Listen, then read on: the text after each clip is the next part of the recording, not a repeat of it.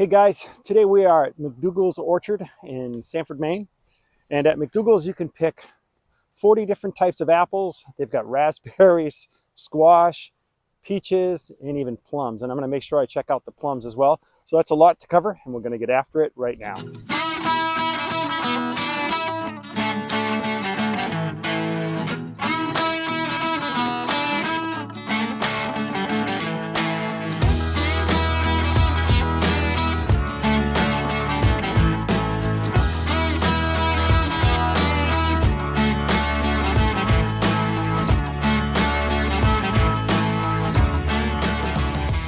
It's amazing to me that here it is, late September, September 21st, and there's still a ton of raspberries on these bushes. So I always thought of raspberry season as being like August, but there's definitely plenty of raspberries here still to be had. Really ripe, still ripening. Absolutely delicious. Here they are, the plums. And I'm probably a little bit late in the season to get these. I'll just make sure I can give you guys some good footage of what they look like hanging on the tree. So let's try one of those.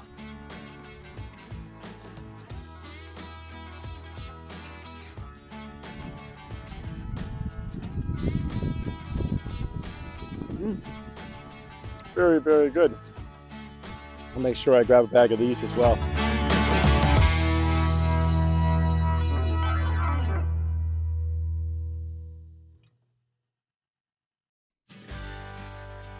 I'm here with Matt McAdam to learn a little bit more about McDougal's Orchards.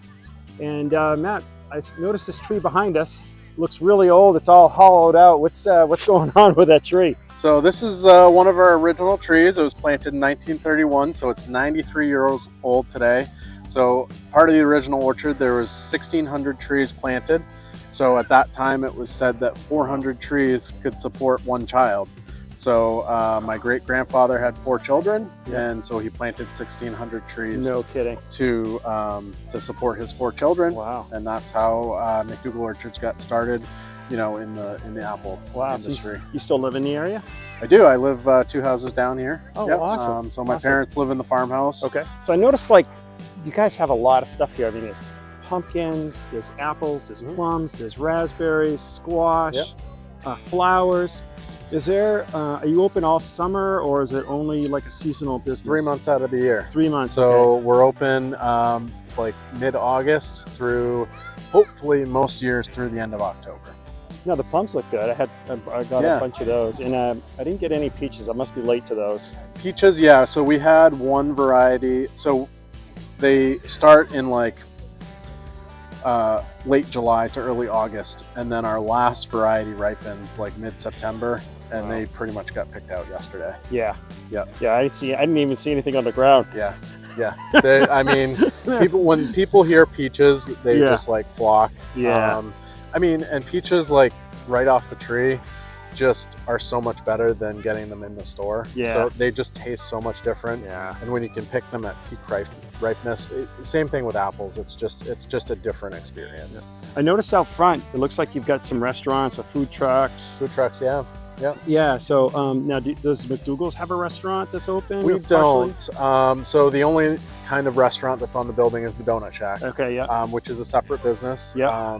It's the Hanselman family, so they own Franny's Mini Donuts as well. Oh, sure. Yeah. So my dad started the Donut Shack, and at that point, came a point where he didn't want to be stuck in the Donut Shack. Okay. And they were looking for a family business to run, and they purchased the business. And okay. So and then we also like you were saying, we do have food trucks that come in to kind of help out. So we've had a bunch of local food trucks, and we have a bunch more that are going to be with us for certain events through the season. Yeah, because I noticed there's like a lot of kids here, and you've got like tractor rides and stuff like that. Wagon rides. We've got a maze.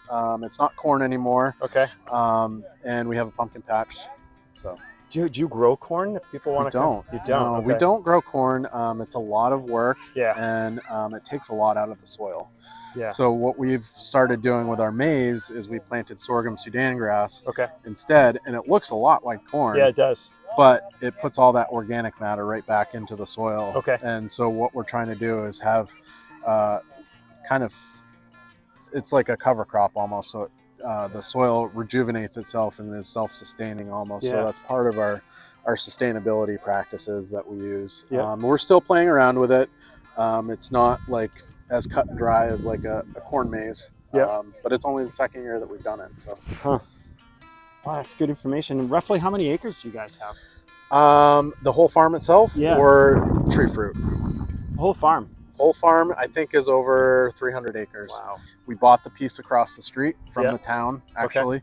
We leased it for a long time, and then we actually purchased it, and the loans paid off, but both sides are protected under land trust. So even if, the family decides that they're done with apples, or they're done with this, it still has to be used for agricultural purposes. Do you guys have any idea how many people? I mean, there's cars everywhere. It's So packed the up last front, I too. checked today, Yeah. we had over 600 cars through. Yeah, that's awesome. Yep. So average of 3 people per car. That's probably close Roughly. to 2,000 people Yeah. that didn't give Yep. enrollment. Yeah. And so the busiest weekends for us are the last 2 weekends in September and the first 2 weekends in October, because that's when the majority of the apple varieties, of the 40 different apple varieties that we grow, are ripe. Awesome. Or, the ones that people think of, Max, Cortlands, Macallans, some of those, Honeycrisp, of course. Is there anything I should tell that, record for these guys that they should know about your apple orchard, or maybe your website or Facebook page? You guys have all that? Yeah, so we have website, Facebook page, make sure I put links to it. Instagram. We keep all of that updated with what we're doing. And especially for local folks, Thursdays and Fridays we're open till 6 o'clock. Yep. And this next Thursday, we've got some live music. And Nice. Oh, that's gonna be fun. so we're doing craft nights on Friday nights too. So it's we're trying to do a whole bunch of different things, just to kind of, so that it is crazy on weekends like this. But some people don't want the crazy. They just want kind of the nice, I get it. laid back, Yeah. non-crazy atmosphere. And the Thursday, Friday night stuff is really like that. We've had a lot of positive feedback. Yeah. Like that. Well, thank you so much for talking to me. I appreciate it. Definitely, of course. All right, Yeah. have a good time today. Yeah. All right.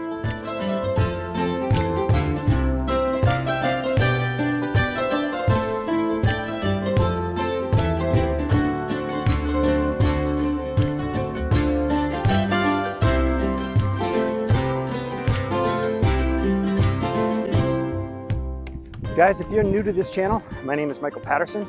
My family and I are trying to build a campground on 113 acres that we purchased in Sanford, Maine.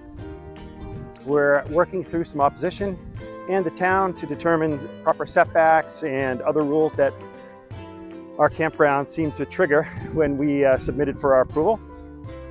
So we're on a little bit of a hold right now to find out what the new rules are going to be for our campground. And if you'd like to learn more about our journey, click subscribe, tap the bell, and you'll find out every time we post another video.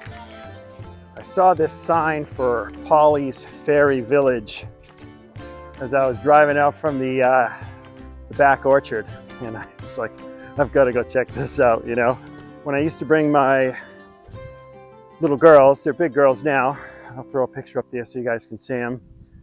I used to bring them to this apple orchard, and they'd have goats or pigs and things like that.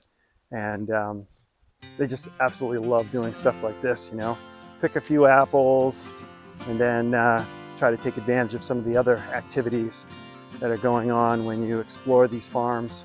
They really set them up now for, to be kid friendly so that the kids enjoy it and want to come back year after year, and I think it works.